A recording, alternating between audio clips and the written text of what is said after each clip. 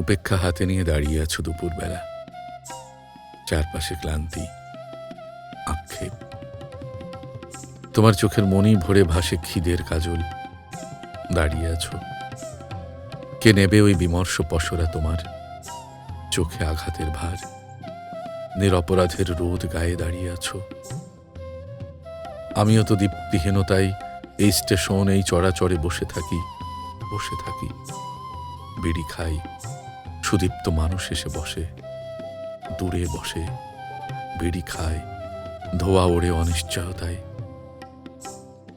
মাসি ভাত বাড়ে স্বামীর অন্তরের থালায়, দুটি প্রাণী ভাত খায় জারুল পাতার মতো দোহে। অন্ন মুখে তোলে আমার হৃদয় ভরে, জল আসে, পান করি আমি। দুটি প্রাণীর নিতল স্নেহ তুলি। তুমি দূরে কি অবান্তর তাকিয়েই থাকো নিরবধি।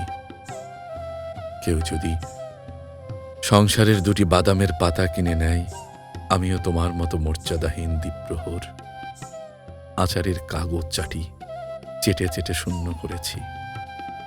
আমার বুভুক্ষ ক্রোধ, আমার ডাগর অপমান, শিশু হাসে, আজও দেখো শিশুরাই পুণ্যতর প্রাণ। শ্রাবণের ঘুগনি আর ভাদ্রের মুড়ি খাবে এসো।